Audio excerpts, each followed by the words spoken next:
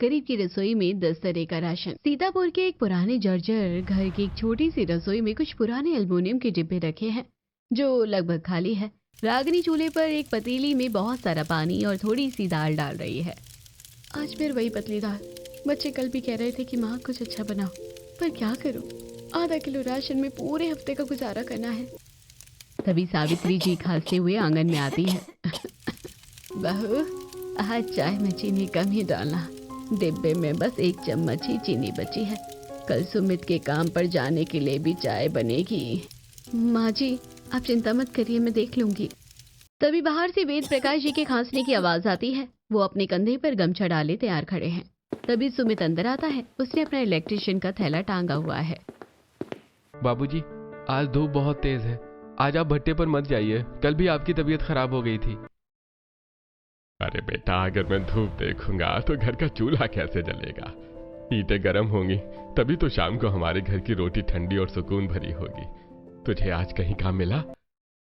आजकल सब जगह अंडरग्राउंड वायरिंग होती है। बाबूजी, नए जमाने का काम है, लोग हम जैसों को नहीं पूछते, पर कोशिश करूंगा कि शाम को कुछ सब्जी लेकर आऊं। सुमित और वेद प्रकाश काम पर निकल जाते हैं। तभी सिया और आर्यन स्कूल के लिए तैयार होकर अपनी फटी हुई किताबें बैग में रख रहे होते हैं। माँ, आज फिर वही अचार रोटी। स्कूल में सब बच्चे पराठे और सब्जी लाते हैं और हम घर में बस वो गंदी सी दाल खाते हैं या फिर ये अचार और सूखी रोटी। हाँ माँ, आप ये खाना खुद ही खा लो, हम नहीं खाएंगे। स्कूल से आने के बाद अगर कुछ अच्छा बनाओगी तभी हम खाना खाएंगे, वरना नहीं खाएंगे।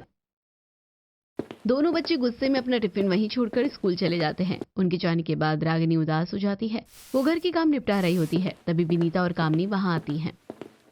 और रागिनी क्या कर रही है? सुबह सुबह ये बच्चे इतने नाराज क्यों थे? हाँ, एकदम गुस्से में और उदास होकर गए हैं स्कूल। क्या बात है? विनीता, कामिनी, तुम्हें घर के हालात तो पता ही है। घर में राशन के नाम पर सिर्फ दाल होती है, मूंग मसूर की, और रोटी कभी कभी चावल और आलू भी बन जाते हैं। लेकिन दूसरे बच्चों के टिफिन देखकर बच्चों का मन बहक जाता है। उनकी भी गलती का है, वो भी मासूम है, कसूर तो इस गरीबी का है।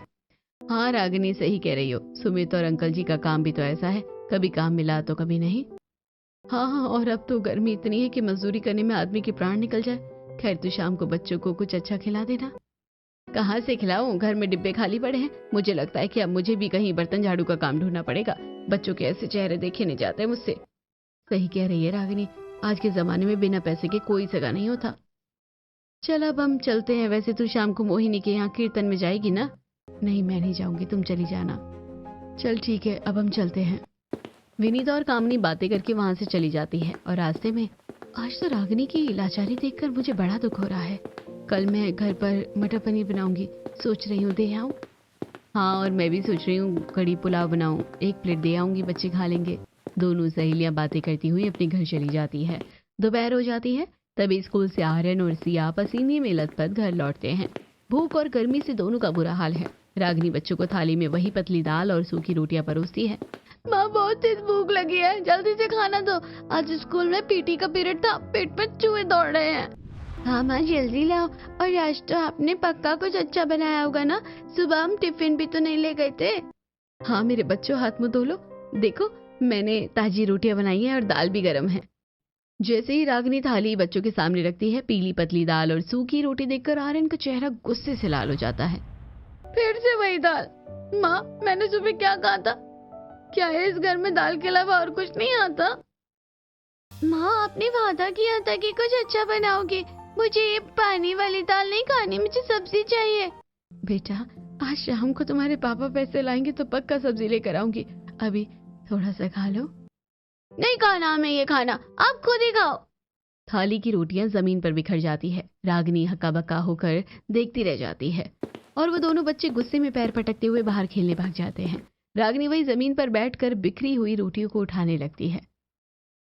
हे भगवान, ना जाने कब वो दिन आएगा जब मैं अपने बच्चों को अच्छा खाना खिला पाऊंगी। काश आज इनको मजदूरी मिल जाए। शाम के करीब 5 बज रहे हैं। रागिनी आंगन में बैठी फटी हुई चादर सिल रही है। तभी गली में घंटी बजने की आवाज आती है। ठंडा मीठा बर्फ का गोला, मलाई वाला गोला। तभी आर्यन और सिया भागते हुए घर के अंदर आते हैं।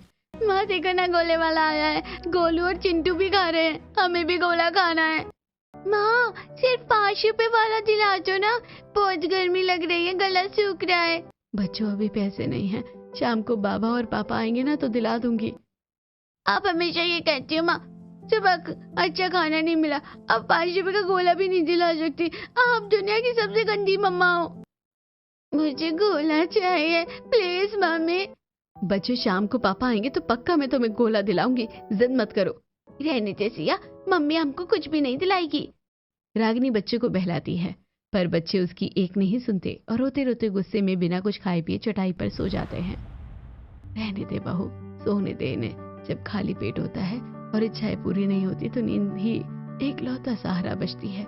देख लेना, कल सब ठीक हो जाएगा। माँ जी कब ठीक होगा? क्या मेरी पूरी उम्र इन खाली डिब्बों को देखते हुए ही गुजर जाएगी?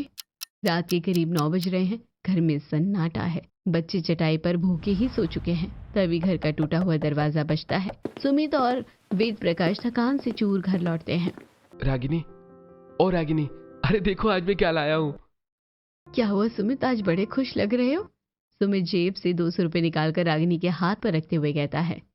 आज शहर वाली कोठी में बिजली का बड़ा काम मिल गया था। मालिक खुश हो गया और दिहाड़ी के साथ इनाम भी दे दिया। सच सुमित, आज बच्चे भी गोला खाने की जिद कर रहे थे और भूखे ही सो गए। अब कल मैं उन्हें गोला खिलाऊंगी और अच्छा खाना भी बनाऊंगी। हाँ बहू, सुमित ठीक कह रहा है। कल रविवार भी है, कल बच्चों की पसंद का कुछ अच्छा सा बना देना ताकि बच्चे खुश हो जाएं। वैसे भी आज बच्चों ने पूरा दिन कुछ नहीं खाया। फिर सभी खाना खाकर सो जाते हैं। अगले दिन रविवार की सुबह सूरज की पहली किरण के साथ ही गली में फिर वही घंटी बजती है। बर्फ का ठंडा गोला, संतरा गुलाब काला खट्टा, जो चाहे ले लो 5 रुपए का। भैया 5 रुपए का ले लो, गर्मी को ठंडक दो। रागिनी मुस्कुराते हुए बच्चों को जगाती है। आर्यन, सिया उठो, देखो कौन आया है। क्या है माँ, अब हम सोए भी ना? नहीं मेरी गुड़िया, उठो तो सही, आज तुम्हें तुम्हारा मनपसंद गोला खिलाऊंगी, चलो बाहर। बच्चे खुशी से उछल पड़ते हैं। रागिनी गोले वाले को रोकती है और एक बड़ा सा लाल चाशनी वाला गोला बनवाती है। भैया एक गोला दे दो। बच्चों पैसे कम है तो तुम दोनों आधा आधा बांट कर खा लो, ठीक है? ठीक है माँ। सिया पहले तू एक चुस्की ले, फिर मैं लूंगा। वाह मजा आ गया, आज दुनिया की सबसे अच्छी माँ हो। दोपहर का समय था। रागिनी थैली लेकर दुकान से घर की तरफ मुड़ी ही थी कि तभी सामने से विनीता और कामनी आ रही हैं। कामनी के हाथ में एक कटोरी है और विनीता के हाथ में एक ढकी हुई प्लेट। अरे रागिनी, रुक रुक, कहाँ भागी जा रही है? कहीं नहीं, बस दुकान से थोड़ा राशन लेने जा रही थी। तुम दोनों यहाँ इस वक्त? आज घर में थोड़े मटर पनीर बने थे तो सोचा बच्चों के लिए थोड़ा देखते ही चलूं। और मैंने भी कड़ी पुलाव बनाया था, ताजा और गर्म है। आर्यन और सिया को कड़ी बहुत पसंद है ना। अरे इसकी क्या जरूरत थी, तुम दोनों खुद भी तो मुश्किल से गुजारा करती हो, तो फिर मेरे लिए क्यों? चुप कर, क्या सहेलियां आप एक दूसरे का ख्याल भी नहीं रख सकती? और ये बच्चों के लिए है। अरे सच में, वैसे भी आज तो मैं अपने बच्चों के लिए कुछ अच्छा बनाने वाली हूँ। ठीक है, तुम दोनों का शुक्रिया। रागिनी दोनों सहेलियों का शुक्रिया अदा कर कर घर में मटर पनीर और कड़ी पुलाव लेकर आती है। आर्यन, सिया देखो, आज विनीता चाची और कामनी चाची ने तुम्हारे लिए क्या भेजा है, मटर पनीर और कड़ी पुलाव। क्या सच में माँ, मटर पनीर? वाह माँ, मजा आ गया, आज तो हम पेट भर के खाएंगे। दोनों बच्चे बड़े चाव से खाना खाने लगे और थोड़ी देर बाद रागिनी सुमित के दिए हुए पैसों से सब्जी लेने बाजार चली जाती है। आर्यन और सिया भी साथ में जिद करके जाते हैं। सब्जी मंडी में चारों तरफ ताजी सब्जियां और फल लगे हुए थे। माँ देखो, वो तरबूज और खरबूजे कितने अच्छे लग रहे हैं ना। माँ हमें खरबूजा खाना है, दिला दो ना। ठीक है बच्चों, अभी तरबूज थोड़े सस्ते हैं तो मैं तरबूज दिला देती हूँ। इसके बाद रागिनी कुछ पैसों से आलू, टमाटर, धनिया, मिर्च, प्याज, लहसुन, मटर और कुछ सब्जियां और एक छोटा सा तरबूज खरीद कर घर आती है। दोपहर में सब आंगन में बैठे तरबूज खाते हैं। माँ मजा आ गया, कितना मीठा है। वाह, अगली बार ना खरबूजा और आम भी लाना। हाँ बेटा, अभी तो बहुत महंगे हैं, जब थोड़े सस्ते हो जाएंगे तब पक्का खिलाऊंगी। तरबूज खाने के बाद रागिनी बचे पैसों से राशन लेकर रमाशंकर की दुकान पर जाती है। अरे रागिनी बहू, आज तो काफी सामान ले रही हो, हैं? खैर, ये लो पाव भर दाल, थोड़ा सा आटा और एक तेल की पुड़िया। ये 1 किलो चावल और पाव भर सोयाबीन।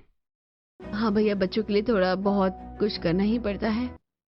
रागिनी सामान ले रही होती है, तभी राशन की दुकान पर अमीर लोगों का राशन पैक हो रहा होता है। उसमें 10 तरह का राशन देखकर रागिनी उदास होती है और घर लौट आती है। माँ जी, ये लीजिए राशन, आज थोड़ा सा आटा और तेल ज्यादा लाई हूँ और सोयाबीन भी। ठीक है बहू, रख दे और शाम के खाने की तैयारी कर ले। रागिनी चूल्हा जलाकर खाने की तैयारी करती है। उसकी सास खाना बनवाने में उसकी मदद कर रही होती है। तभी रागिनी अपनी सास को बताती है, माँ जी, आज राशन की दुकान पर मैंने देखा कि लोग कैसे 10-10 तरह का राशन खरीदते हैं और हम बस ये दाल और आटा। काश हमारे नसीब में भी कभी ऐसा दिन आए जब रसोई के डिब्बे अनाज से पूरी भरे हो। अरे बेटा, कोई बात नहीं, आज तू भी चावल, सोयाबीन, दाल और तेल खरीद कर लाई है ना। एक काम करा, सोयाबीन की चाप बना ले।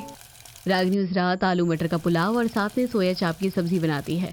सभी चाव से खाते हैं। अगली सुबह जब सीतापुर की गलियों में सूरज अपनी अंगड़ाई ले रहा था, तभी रागिनी के घर के बाहर एक बहुत बड़े ट्रक के रुकने की आवाज आई।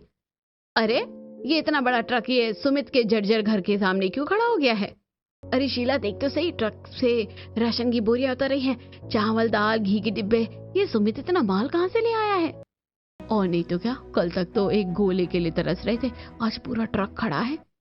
अरे ये सावित्री तो बड़ी छुपी रुस्तम निकली, लॉटरी लगी और बताया भी नहीं। पूरा मोहल्ला रागिनी के घर के बाहर था। शोर सुनकर सुमित, सावित्री, रागिनी और ससुर वेद प्रकाश बाहर आ गए और ट्रक से उतरते सामान को देखने लगे। तभी ट्रक का ड्राइवर हाथ में एक पर्ची लेकर आगे आने लगा। क्या आप ही रागिनी है? हाँ मैं ही हूँ, पर ये सब क्या है? हमने तो कुछ नहीं मंगवाया। ये राशन आपके मायके से आया है, आपके पिताजी ने भेजा है। क्या? रागिनी के पिता? बेटा, तूने तो कहा था कि तू अनाथ है, कभी बताया नहीं कि तेरे माँ बाप जिंदा है। नहीं माँ जी, मुझे खुद समझ नहीं आ रहा। मैंने तो जब से होश संभाला है तब से अनाथालय में ही रह रही हूँ। और फिर कहाँ से आ गए पापा? और ये राशन किसने भेजा? पूरा मोहल्ला ट्रक के इर्द गिर्द जमा हो गया। ड्राइवर एक एक करके बोरियां नीचे उतारने लगा। बासमती चावल की लंबी बोरियां, रिफाइंड तेल के डिब्बे, शक्कर के बोरे और न जाने क्या क्या। जर्जर घर के बाहर अमीरी का ये रुतबा देखकर लोगों की आंखें फटी की फटी रह गई थी। सुना तुमने, मायके से आया है? ये रागिनी तो कहती थी कि अनाथालय में पली बड़ी है, अब अचानक से अमीर बाप कहाँ से पैदा हो गया?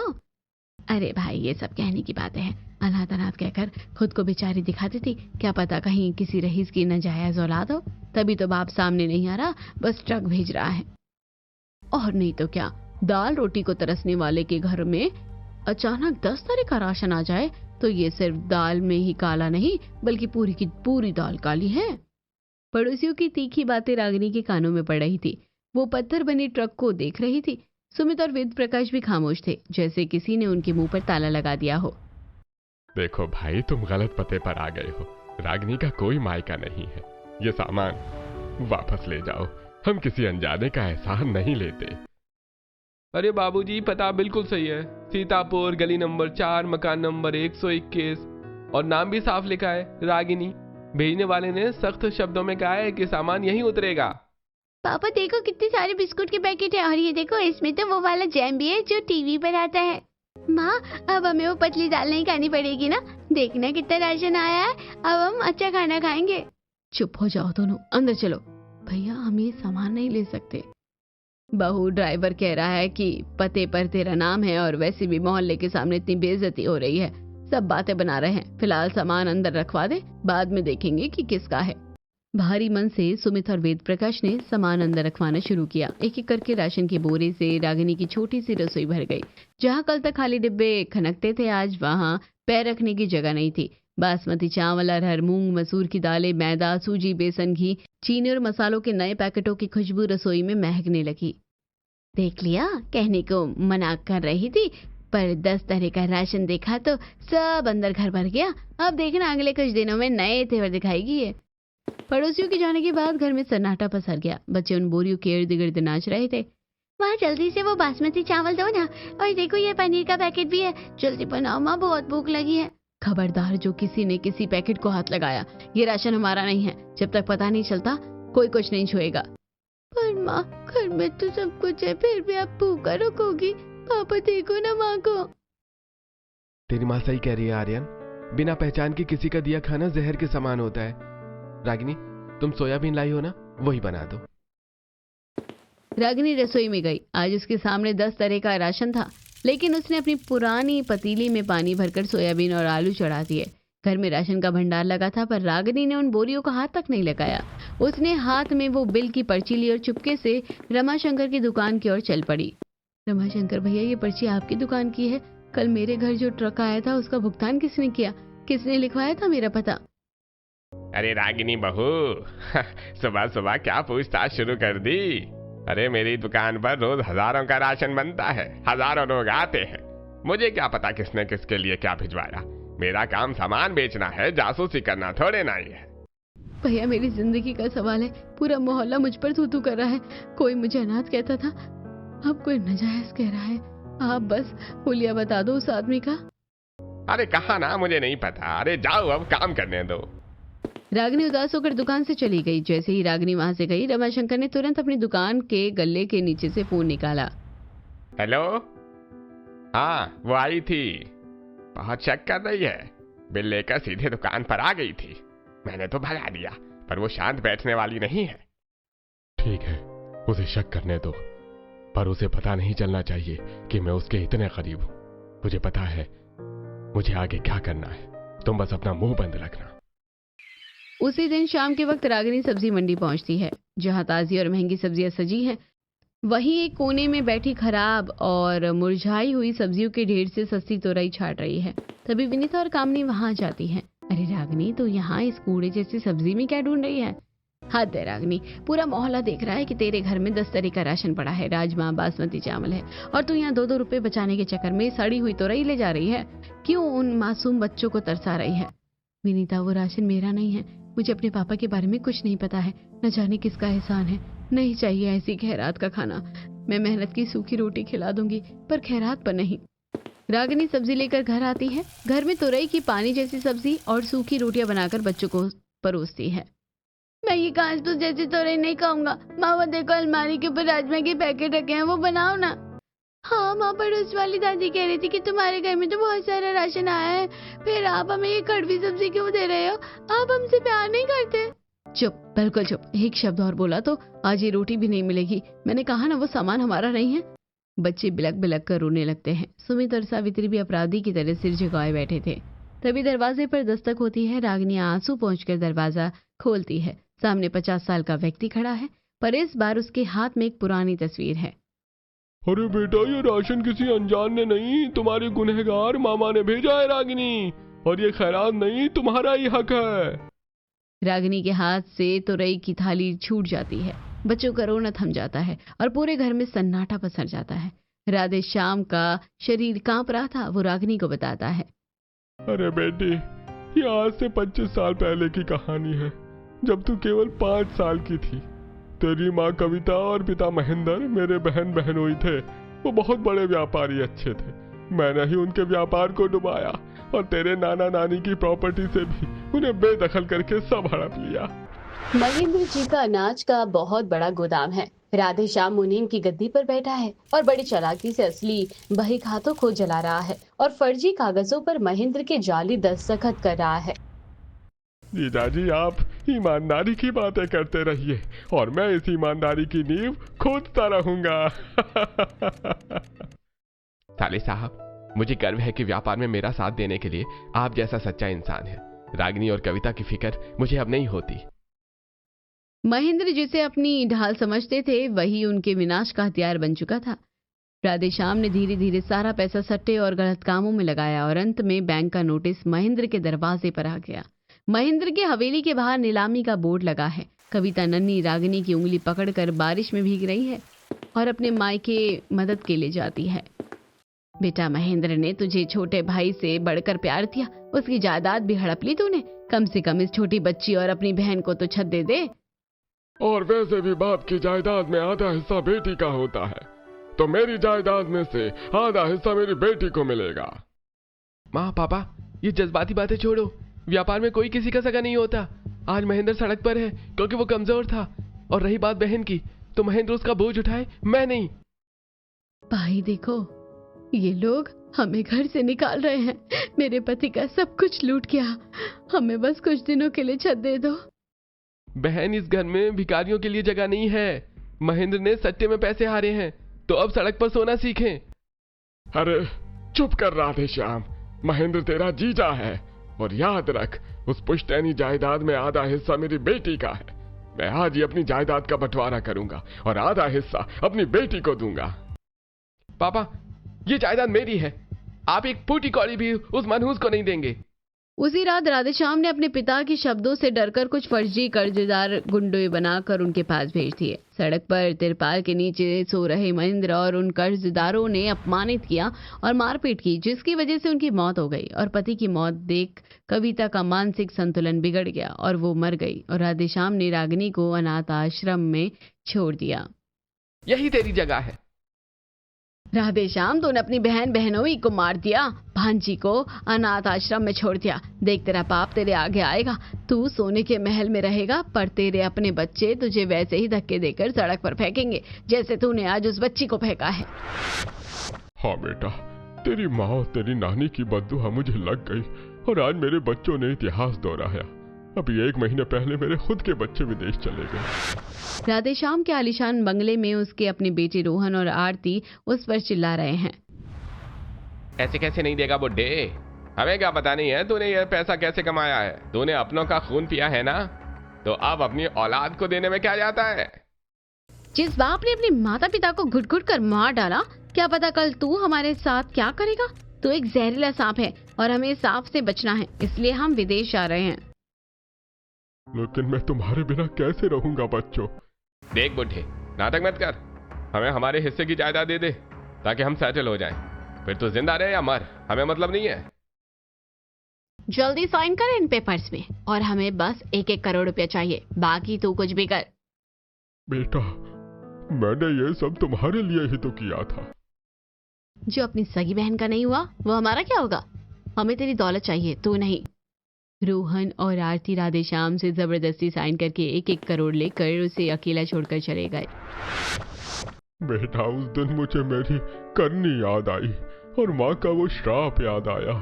मैंने तभी से पागलों की तरह तुझे ढूंढना शुरू किया और तुझे ऐसी हालत में देखकर ये राशन भिजवाया। ये है इन 10 बोरियों का सच। ये मेरे पिता की मौत और मेरी माँ के आंसुओं की कीमत है। मामा जी, मेरी माँ ने सही कहा था, पाप का घड़ा एक दिन फूटता ही है। आज आपकी हालत देखकर मुझे दया नहीं बल्कि अपने भगवान पर भरोसा हो रहा है। बेटी, मुझे माफ कर दे, पर ये राशन रख ले। ये तेरे बाप का ही आत्मा है जो तुझे तरसते देख तड़प उठी। मैं तो बस एक जरिया हूँ अपनी मौत का इंतजार करने वाला। सुना आपने, ये मामा जी कह रहे हैं कि ये 10 तरह का राशन मेरा हक है। मेरी माँ, पिताजी, नाना नानी जहाँ भी होंगे वो देख रहे हैं कि आज 25 साल बाद इस हत्यारे को हक याद आया है। जब मेरी माँ सड़क पर दम तोड़ रही थी तब कहाँ था आपका हक। जब अनाथालय में दूसरी लड़कियाँ अपने माता पिता की राह देखती और मैं भूखे पेट सोती थी तब कहाँ था आपका हक। बेटा, मुझे मार ले, मुझे पुलिस के हवाले कर दे, पर ये राशन रख ले और चल मेरे साथ। जब तक मैं तुझे तेरा हक नहीं दूंगा मेरी आत्मा को शांति नहीं मिलेगी। ये राशन नहीं है, ये मेरे अपनों की अस्थियों की राख है। आपके बच्चों ने बिल्कुल सही किया, जो अपनों का नहीं हुआ वो किसी का नहीं हो सकता। आपने मेरे माँ बाप को मारा, पर आज आपके बच्चों ने आपकी आत्मा को मार दिया। यही आपका इंसाफ है। बहुत शांत हो जा, जो बीत गया हो वो वापस नहीं आएगा। अब इस 10 तरह के राशन को स्वीकार कर। राधेश्याम के लिए नहीं, अपने बच्चों के लिए। वैसे भी अन्न का अपमान नहीं करना चाहिए। रागिनी घुटनों के बल बैठ गई। पूरा आंगन रागिनी की सिसकियों से गूंज रहा था। बेटी, पाप का घड़ा एक दिन भरता ही है। मैंने प्रॉपर्टी के लालच में तुम्हें अनाथ आश्रम फेंक दिया, पर आज मेरे अपने बच्चे मुझे लात मार कर चले गए। हमें आपकी दौलत नहीं चाहिए मामा जी। हम सूखी रोटी खा लेंगे पर धोखे का राशन नहीं खाएंगे। रुक सुमित बेटा, गुस्से में फैसला मत कर। देख, बच्चे कितने दिनों से तरस रहे हैं। राधेश्याम जी, आपने जो किया वो माफी के काबिल नहीं है, पर शायद भगवान ने आपको पश्चाताप का मौका दिया है। रागिनी, ये सब तेरा ही है। अरे तेरे पिता से मैंने जो छीना था मैं वो सब ब्याज समेत तुझे लौटाने आया हूँ। रागिनी जमीन पर बैठ गई। एक तरफ बचपन की कड़वी यादें थी और दूसरी तरफ उसके बच्चों का भविष्य। उसने देखा कि 10 साल का आर्यन और 8 साल की सिया जो खिड़की से उस बासमती चावल और घी के डिब्बों को ललचाई नजरों से देख रहे थे। सुमित, माँ जी सही कह रही है, ये राशन किसी की भी क्या खैरात नहीं है। ये मेरे माता पिता की पसीने की कमाई है जो इस अपराधी ने हमसे छीन ली थी। आज मेरे बच्चे भूखे सोए और इनके हक का अनाज कोठियों में सड़ता रहे, ये मैं नहीं होने दूंगी। माँ, क्या हम सच में ये चावल खा सकते हैं? आज गुस्सा तो नहीं करोगी ना? नहीं बेटा, आज तुम जी भर के खाना खाओ। आज तुम्हारी माँ तुम्हें 10 तरह के राशन से बना हुआ अच्छा खाना खिलाएगी। रागिनी उठी और उसने अपने कांपते हाथों से बासमती चावल की बोरी का मुंह खोला। चावल के दानों की खुशबू पूरे घर में फैल गई। सुमित और वेद प्रकाश ने भारी मन से राधेश्याम को एक तरफ बैठने का इशारा किया। रागिनी रसोई में गई और उसने मिट्टी से 2 और चूल्हे बनाए और जमीन पर अलग अलग कटोरियों में भिगोए हुए राजमा, केसरिया, बासमती चावल, ताजी सब्जी और मसालों के पैकेट खुले रखे हैं। तीनों चूल्हे पर एक साथ 3-3 पतीले चढ़े हैं। माँ जी, आज बच्चों की पसंद का सब कुछ बनेगा। मैंने राजमा चढ़ा दिए हैं और बासमती चावल की खुशबू तो पूरे मोहल्ले में जा रही है। हाँ बहू, आज सिया और आर्यन के चेहरों पर जो खुशी है उसे देखकर तो मेरा कलेजा ठंडा हो गया। अरे वाह, सुनहरे बासमती चावल की खिलती हुई महक और ये गाढ़ा और मसालेदार कश्मीरी राजमा, ओह कितना स्वादिष्ट लग रहा है। हाँ, और ये देसी घी में डूबी हुई नरम रोटियां देखो, ताजा मटर पनीर की सब्जी और ये बूंदी का रायता ठंडा ठंडा और ताजा सलाद। वाह, घर में 10 तरह का राशन हो तो रसोई कैसे महकती है। हाँ, आज हमारे बच्चे भरपेट खाना खाएंगे। मम्मी पापा, काश मैं आपको देख पाती, लेकिन ये आपका ही आशीर्वाद है जो हमें मिल रहा है। आंगन में दरी बिछी है, पूरा परिवार एक साथ खाने में बैठा है।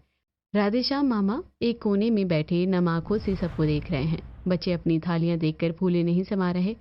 थालियों में 10 तरह के राशन से बने पकवान सजे थे। बच्चे ऐसे खाना खा रहे थे जैसे उन्होंने जन्मों से कुछ ना खाया हो। वाह माँ, ये तो किसी पार्टी जैसा खाना है, मजा आ गया। माँ, अब तो हमें ऐसा रोज ही 10 तरह का खाना मिलेगा ना? अब हम कभी भूखे तो नहीं सोएंगे। कभी नहीं मेरी बच्ची, अब हमारी रसोई हमेशा भरी रहेगी। अब रोज ऐसा ही खाना मिलेगा। ये तुम्हारे नाना जी का आशीर्वाद है और अब हमें कभी किसी चीज की कमी नहीं होगी।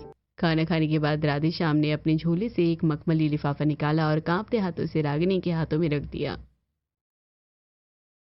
रागिनी, ये उस हवेली के कागजात है जो तेरे पिता की थी। मैंने सब तेरे नाम कर दिया है और ये 5 लाख का चेक ये तेरे भविष्य के लिए है। राधेश्याम जी, पाप की भरपाई दौलत से नहीं सेवा से होती है। अब आप कहीं नहीं जाएंगे। इसी घर के एक कोने में रहिए और अपनी इन गलतियों का प्रायश्चित अपनी भांजी के बच्चों को खुश देखकर कीजिए। मामा जी, हमने आपको माफ किया। आप इसी घर में हमारे साथ रहेंगे। रागिनी, मैं जानता हूं कि मैं तुम्हारे माँ बाप को वापस नहीं ला सकता, पर तुम अपनी हवेली में चलो, यहाँ मत रहो। आज से सब तुम्हारे नाम है। दामाद जी कोई भी काम कर लेंगे। तुम लोग खुश रहो, तो मैं शांति से मर सकूंगा। अगले ही दिन पूरा परिवार उस जर्जर मकान को छोड़कर शहर के उस आलीशान हवेली में शिफ्ट हो गया जो कभी रागिनी के पिता महेंद्र का हुआ करता था। अब उनके तन पर फटे पुराने कपड़े नहीं बल्कि रेशमी और सूती साफ सुथरे कपड़े हैं।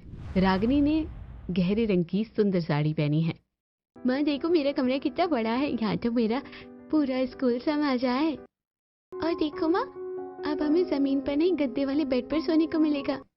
राधेश्याम के दिए पैसों से सुमित ने शहर के मशहूर बाजार में एक बड़ी और आधुनिक दुकान खोली। दुकान के अंदर नई चमकती हुई वॉशिंग मशीनें, LED टीवी, फ्रिज सजे हैं। सुमित अब मैकेनिक की ड्रेस में नहीं बल्कि एक मालिक की तरह सफेद शर्ट और पैंट में बैठा है। जी भाई साहब, ये लेटेस्ट मॉडल का फ्रिज है। आप हमारे यहाँ से सामान ले जाइए, सर्विस की पूरी गारंटी है। बेटा, कभी सोचा नहीं था कि अपनी दुकान होगी।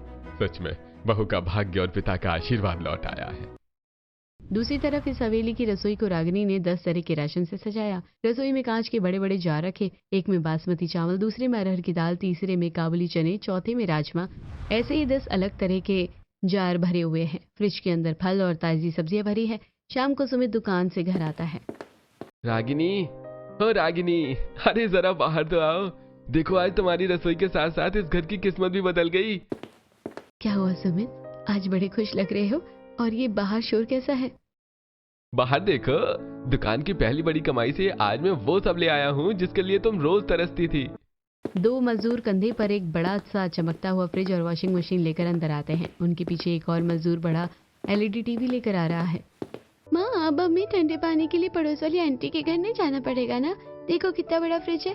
अरे पापा, अब मैं इस पर क्रिकेट देखूंगा पुराने टीवी की तरह। इसकी पिक्चर गायब तो नहीं होगी? नहीं बेटा, अब सब कुछ नया होगा। रागिनी, अब तुम्हें हाथ से कपड़े धोकर थकना नहीं पड़ेगा। ये मशीन तुम्हारा काम आसान कर देगी। और वो देखो, तुम्हारे लिए नया मिक्सर ग्राइंडर भी लाया हूँ। अब सिलबट्टे पर मसाला पीसने की जरूरत नहीं है। सुमित, मुझे इन सब चीजों से ज्यादा खुशी इस बात की कि आज आप अपनी मेहनत की दुकान के मालिक बन गए। सुमित बेटा, आज तूने साबित कर दिया कि जब इंसान को सही मौका मिले तो वो आसमान छू सकता है। रागिनी बहू, आज रसोई में क्या खास बन रहा है? पापा जी, आज रसोई में 10 तरह के राशन से 10 तरह के पकवान बन रहे हैं। केसरिया पुलाव, मटर पनीर, शाही टुकड़ा और दाल मखनी। आज कोई कभी नहीं रहेगी। भाई साहब, आप भी चलिए। आज बरसों बाद ये परिवार एक साथ बैठकर भरपेट खाना खाएगा। हवेली का कोना कोना रोशनी और नई मशीनों की आवाज से गूंज रहा था। सभी लोग प्यार से खाना खा रहे थे। रागिनी ने अपने गुनहगार मामा को छत देकर बड़ापन दिखाया। अगर आप रागिनी की जगह होते तो क्या आप उस इंसान को माफ कर पाते जिसने आपके माता पिता को तड़पा तड़पा कर मार डाला था?